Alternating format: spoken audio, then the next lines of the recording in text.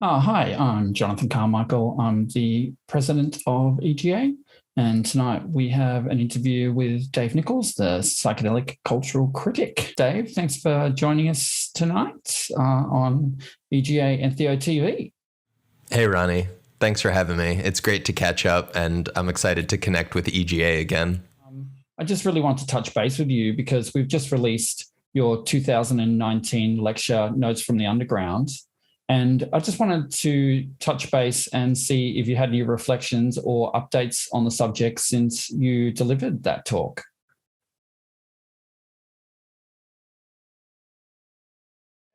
I appreciate it. It's something that, so first, like, I recognize the reality of, like, when you're putting on events to then have to process all the videos, especially when you've got like PowerPoint slides that go along with them and syncing all that up. Like, I know it takes a bunch of time and effort. And I know that with EGA as a nonprofit and the realities of staffing and attending to everything, like, that kind of stuff always takes a bit of a backseat. And, like, as excited as I would have been to get it out earlier, I'm stoked that it's out now. And I think it still offers some pretty valid and interesting commentary as far as how the field has been changing and continues to change. The talk certainly is a very deep dive into DMT extraction and DMT synthesis. There's a little bit of that.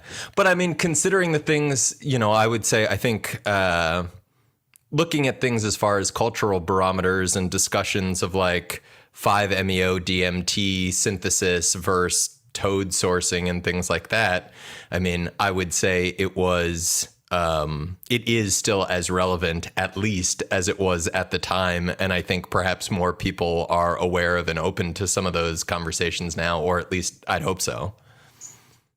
So in your mind, Dave, can psychedelic profit be ethical? Well, I think some people might say it's a cop-out to answer it in this manner, but speaking sort of most broadly, I guess I would say, and probably wrong to attribute it to Mark Fisher, but someone said there's no such thing as ethical consumption under capitalism. And I think in talking about psychoactive plants or psychedelic plants, what I mean by that is I've long supported people growing their own, extracting their own, share and share alike when it comes to ethnobotanicals. But even if I imagine my own self-sufficient ethnobotanical garden, right? How am I fertilizing those plants? Where is the fertilizer coming from? And if it's not some store-bought something or other that's factory produced and comes with all the exploitation in that. Let's imagine some world where I'm growing all of my own food and composting all of that scrap, and all of that compost is what's fertilizing the plants. Well, even then, like, the land that I'm living on has been secured through some process of colonization and privatization. Whether I rent or own the land, there's questions of like how that private property came to be. There's questions of the broader social relations around growing those plants. How do I own them? What is the market in which I'm selling, trading, what have you? And so I think for me, it calls things back into question about the need, I think, to examine our social relationships more broadly, which has been a core theme of many of my own psychedelic experiences. Now, this is not to get into the weeds and say, oh, we have to look at every minutia of capitalism in order to answer whether or not, like, there is some sort of ethical future for psychedelics. I think the question of like an ethical future is bigger than psychedelics. Like, I don't think that there's a world in which capitalism is intact, yet somehow psychedelics have managed to carve out some magical niche of like, I don't know, utopian trade, barter, existence, whatever, right? Like, for me, when I think about what would sort of the most, or what would a more ethical psychedelic practice look like as far as sustainability, as far as sourcing, as far as, for me, I would say non-commodified exchange of psychoactives. Like, it's literally about, for me, not making it into a product. When we're talking about things like, so we could probably lay aside LSD and MDMA, MDA, whatever sort of synthetics, and say, let's just focus on things that can actually be grown as, you know, plants, fungi, whatever. I think most of us probably have enough sort of connections in communities that we could imagine a world in which folks could sort of grow the plants that they had affinity for, or fungus that they had affinity for, and trade that around, share it. Like, when you think about what it takes to grow psilocybin mushrooms, it's not particularly like resource intensive or time intensive. I mean, similarly, if we think about what it takes to grow cacti, you know, if you have a friend with land, you know, even sort of divvying up those responsibilities of like, okay, well, do we have somebody who's willing to buy seeds and start seeds in Coke bottle tech or whatever else that's, you know, whichever the propagation method du jour happens to be. I think the question of sharing those responsibilities around within a community raises really interesting questions and potential models. We could even say like rituals around even outside of the use itself, right? Like if you have a community of people that is not just tripping together, but is also like growing their own plants, I think it raises interesting questions around exchange and relationship to each other, as well as the plants, as well as the experiences.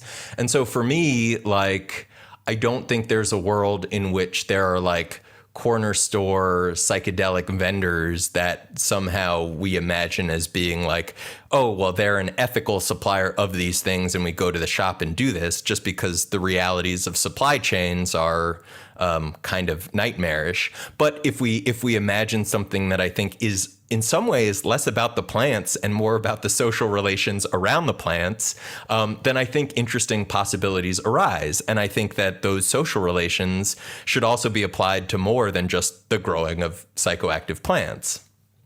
How do you avoid overstepping the mark when it comes to whistleblowing? So the way it largely works, and I think there's maybe been one or two notable exceptions, but by and large, sort of letting people know that we're here, that we're interested in hearing from them, that we're open to talking with them about whatever, you know, their experiences, things that they're concerned by, or harms that they've experienced potentially.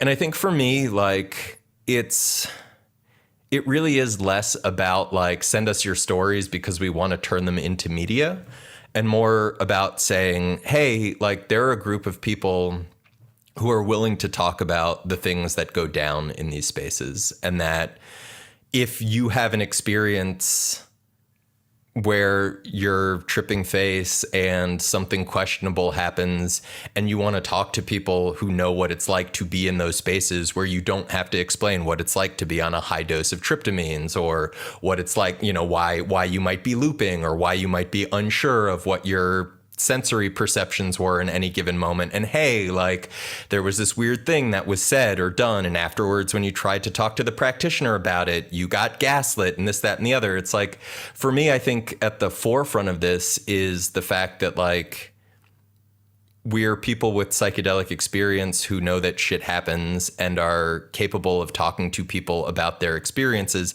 And frankly, like, for me, that's sort of the front line of it. It's like, if people want to talk, like, I'm happy to talk. I don't think, you know, I've fielded all sorts of disclosures that have never come close to being stories, whether it was because the person wasn't interested in a story or in pursuing like media coverage of it, or simply because it wasn't the kind of thing that made for a particularly, let's say, compelling story. I think for me, at the end of the day, it's more about showing up as a human being and saying, like, the world I would like to live in is a world where if somebody encounters difficult experiences or unfortunate interactions in psychedelic spaces, or under the influence of psychedelics or other drugs or what have you, and they want to reach out and talk to somebody about it, that, like, there can be an empathic and receptive ear on the other end. as far as figuring out like when that becomes a story, I mean, so like if there have been times where keeping my eye open around the space for about, you know, a decade and some change at this point, like you hear stories about things, right? You hear stories about people, you hear stories about retreat centers. So when somebody calls up and says, hey, like I had a not so great experience with a 5 practitioner, and you say, oh, well, can you give me a name? Is that something you feel comfortable with? You know, no pressure, because again, like at the end of the day, it's about what that person needs in the moment. But, you know, if somebody rattles off a practitioner and it's like, oh, actually, I've been keeping an eye on them, or, oh, there were certain things that struck me as red flags, but I've never had a concrete complaint against them. Would you be willing to share a little bit and let's talk about that? I would say for me, like one of the things is it's a two-way street. Like if somebody comes to me and says, hey, I experienced this thing and I know, you know, I have verified reports about that person or that retreat center or what have you. Like I'm happy to share what I know because again, I'm trying to help people figure out how to sort through their own experiences. And to the extent that I can put people in touch with other people or help fill in those whatever blind spots, I'm game for that. And I think as far as going too far, for me, like I don't think that there's an instance in which I have. I'm open for discussion around that. Like for me, I think one of the big things is to be willing to have discussions around strategies and tactics, but also like a willingness to say that like I don't agree with everyone, right? And I don't necessarily have the same strategies or tactics. So one of the things that's really common is for people to tell me that if I took a different tone, I might be more effective, that they're not against what I'm saying, they're just against how I'm saying it. And for me, I think what I would like to encourage in those instances is for everybody, like if you really care about my message, but the thing or the message, because it's not my message, but if you care about the message, but you don't like the way that I'm delivering it, I would invite you to deliver your version of that message in your tone. And then let's talk about why we think those different strategic or tactical approaches are valid. Let's see where we line up in our analyses. Let's see where we differ, and let's have the conversation about that. Because at the end of the day, like I think it takes a diversity of tactics to actually maintain a psychedelic space in which there's an attentiveness to the power dynamics that can be so readily abused, especially now, especially in this moment where so many people are flocking to psychedelics post Michael Pollan's books and the notion that like these things are becoming mainstreams and perhaps becoming medicines. And with so many people flocking into these spaces, if people are really concerned and considerate of like the potential for abuse and the issues with new people experiencing transcendental states and all of the sort of the potential inflation or suggestibility that can come with that, then I think like I would like to see a space where folks look out for each other and encourage each other to look out for each other in the ways that make sense. And let's talk a little more about whistleblowing. Thinking about like more visible people, I don't know how many folks I've encountered where it's a notable figure and there's only sort of one red flag, and that's the grounds on which somebody is making an issue. In my experience, it's usually a case of, oh, there's been a bit of smoke and like, oh, we have a glimpse of some fire. And like, it really comes down to this question of due diligence. And I think I don't expect everybody to know all things at all the time or all of the times, but like, there's a question of what are you comfortable with, right? Like if you know somebody has taken, let's say, far-right talking points or, you know, Holocaust denial stances, like, you know, is that somebody that you want at the event? Or similarly, like in the case of some of the practitioners that we get into on Power Trip, you know, some folks have said, hey, this is all fine and good that you want to raise issues about this now, but like for people who didn't know before Will Hall's allegation sort of recently, like you can't expect them to have known. And it's like, well, there were court records. Like if you had simply searched like for Francois Francois Borzat's name, you could have found the court records for some of the allegations that were filed. And for me, it's less about, and especially as we're talking about like criminal subcultures, like it seems like an odd place to say innocent until proven guilty, given like, some of the things that go down and what we're talking about as far as like criminal legal systems. For me, I'm less interested, I think, in playing like judge or jury and more in looking at things and saying, well, based on these reports, I feel more or less comfortable with this person being, having access to a particular platform, and here's why. And I recognize that reasonable people can disagree about all kinds of things. I think being willing to then have a discussion, and in the case where you have a practitioner that, let's say, is self-admitting to like vomiting on people or sticking their fingers down people's throats or, assaulting clients under the influence, I don't really think it matters how somebody says, hey, this person is admitting to doing harm. At the point where you have that practitioner admitting to doing harm, like, is that somebody that you want on a stage at any event? And if so, why? Like, I think you have to justify that if you're going to say yes. Otherwise, I think people are totally fair to say, hey, this is not somebody you should have at your event. And like, I'd like to think that should be pretty uncontroversial.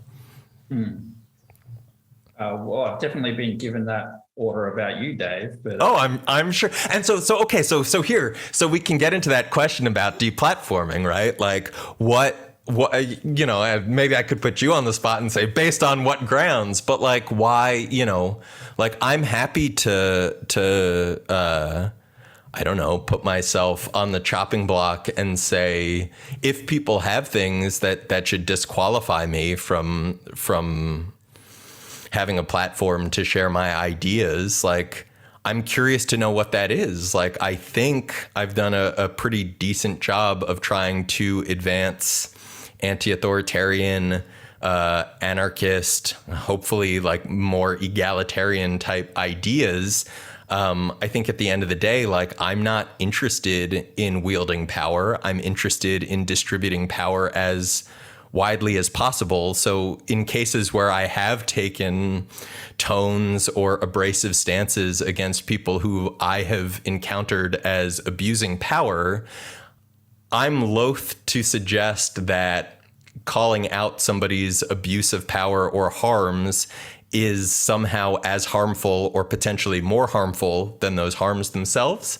But again, like I'm open to that conversation. I just think if somebody wants to make that assertion, they should come prepared with like facts and evidence and citations rather than I don't like the thing you're saying and I think it's mean of you to say that this person did hurtful things. Like, I don't think that tracks, but again, like happy to talk about it.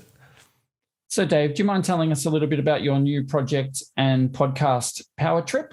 Yeah, I feel largely encouraged. I mean, I think it's interesting to sort of look at some of these issues because Power Trip, which is a co-production of Psymposia and New York Magazine, kind of came about as a result of rabbit holing on some of these really disturbing issues and realizing that the legacy of psychedelic authoritarianism is still alive and well, that it wasn't just like MK Ultra happened and the CIA had some interest and now it's gone. It's like if we trace some of the roots of modern psychedelia, of medicalization, if we look at some of the people involved with this. I mean, folks don't realize that Stan Grof's LSD research was made possible by a willingness to work under the Czech secret police, right? And people are quick to say, oh, well, that's the reality of how things were at the time. And I don't disagree with that.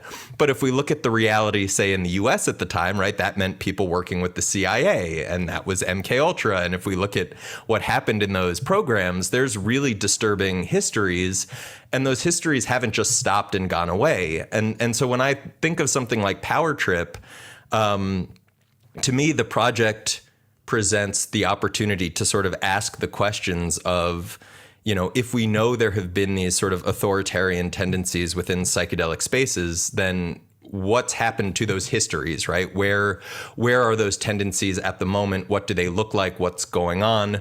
Are there differences between the underground and the above ground? And the reception's been overwhelmingly positive. I have seen, some detractors here and there. I haven't seen anything that strikes me as particularly coherent, and I'm interested in having discussions about what people like, what people don't like. For me, I think that we've done, I'm quite happy with the job we've done around presenting a non-prohibitionist, critical analysis of things that are going on within the broader psychedelic terrain. And I think for me, having done so much work either as an individual or with Psymposia as a smaller outlet, being able to get to a point to have this conversation more broadly felt really important, because one of the things that's gone on is, as an individual, people can say, hey, guess what?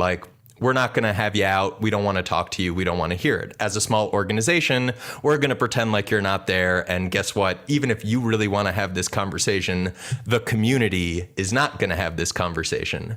And so with Power Trip, it feels like it was an opportunity to say, hey, we feel like this conversation is really important. We're really interested in having this conversation, and we can have this conversation on a broad enough platform that if you would like to participate in this conversation, you're more than welcome to, but you don't get to determine whether or not the conversation happens.